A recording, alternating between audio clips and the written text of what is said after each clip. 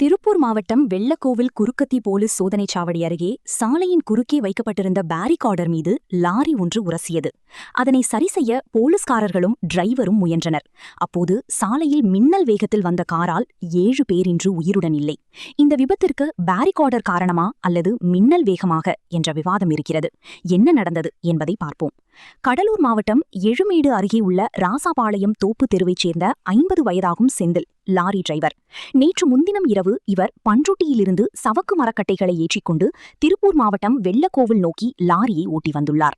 நேற்று அதிகாலை வெள்ளக்கோவில் குறுக்கத்தி போலீஸ் சோதனைச் சாவடி அருகே கோவை திருச்சி தேசிய நெடுஞ்சாலையில் லாரி வந்தது. நீர பற்றாக்குறையால் இதை கண்டுபிடித்த கோவை மாவட்டம் போலீஸ் அதிகாரிகள் தம்பு வளைத்தனர்.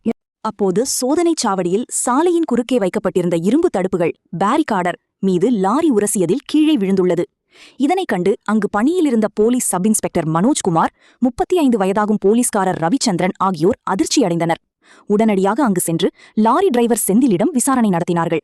அதன் பிறகு மனோஜ்குமார், ரவிச்சந்திரன், லாரி டிரைவர் செந்தில் ஆகியோர் சாலையோரமாக கிடந்த இரும்பு தடுப்புகளை நிமிர்த்தி சீரமைத்துக் கொண்டிருந்தார்கள்.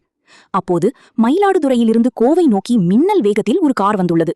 அந்த காரை விருதுநகர் மாவட்டம் சீவலப்பரியைச் சேர்ந்த 22 வயதாகும் ராம் என்பவர் ஓட்டி வந்தார். அந்த காரில் மயிலாடுதுறை பகுதியைச் சேர்ந்த பாலாஜி 28, அவருடைய தந்தை நரசிம்மன், தாய் சாந்தாலட்சுமி ஆகியோர் பயணித்தார்கள். யாரும் எதிர்பார்க்காத நேரத்தில் அந்த கார் போலீஸ்காரர் ரவிச்சந்திரன், செந்தில் ஆகியோர் மீது வேகமாக மோதியது. இதில் அவர்கள் 2 பேரும் சம்பவ இடத்திலேயே இறந்தனர். அதன் பின்னர் அந்த கார் சாலையோரத்தில் நின்று கொண்டிருந்த லாரி மீதும் பயங்கரமாக மோதியது. இதில் கார் அப்பளம் போல் நொறுங்கியது. இதனால் காருக்குள் இருந்த டிரைவர் ராம், பாலாஜி, நரசிம்மன், சாந்தாலட்சுமி ஆகியோர் உடல் நசுங்கி உயிரிழந்தனர். இந்த விபத்து காரணமாக திருச்சி கோவை தேசிய நெடுஞ்சாலையில் போக்குவரத்து பாதிக்கப்பட்டது. இந்த விபத்து குறித்து தகவல் அறிந்து வந்த வெள்ளக்கோவில் போலீசார் உயிரிழந்தவர்களின் உடலை பிரேத பரிசோதனைக்காக அனுப்பி வைத்தனர். அத்துடன் வழக்கு பதிவு செய்து விசாரணை நடத்தி வருகிறார்கள்.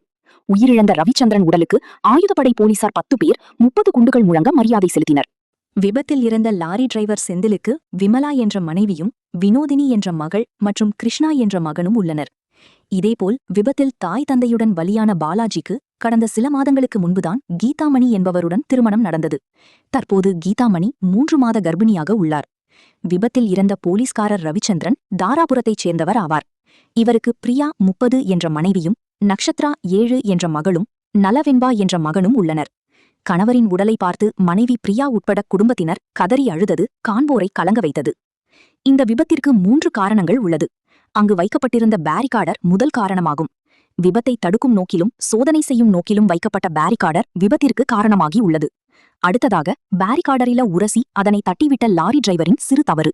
அவர் தட்டிவிடாமல் கவனமாக சென்றிருந்தால் விபத்தே ஏற்பட்டிருக்காது. 3வது காரணம் கார் டிரைவரின் மின்னல் வேகம். அவர் மின்னல் வேகத்தில் வராமல் நிதானமாக வந்திருந்தால் இந்த விபத்தே ஏற்பட்டிருக்காது. 6 பேரும் இன்று உயிருடன் இருந்திருப்பார்கள். சாலைகளில் கார் ஓட்டுபவர்கள் கண்டிப்பாக நிதானமாக செல்ல வேண்டும். நிதானம் தவறினால் எல்லாமே தவறாக போய்விடும். கார் டிரைவரின் நிதானமில்லாத வேகத்தால் இன்று 6 பேர் உயிருடன் இல்லை.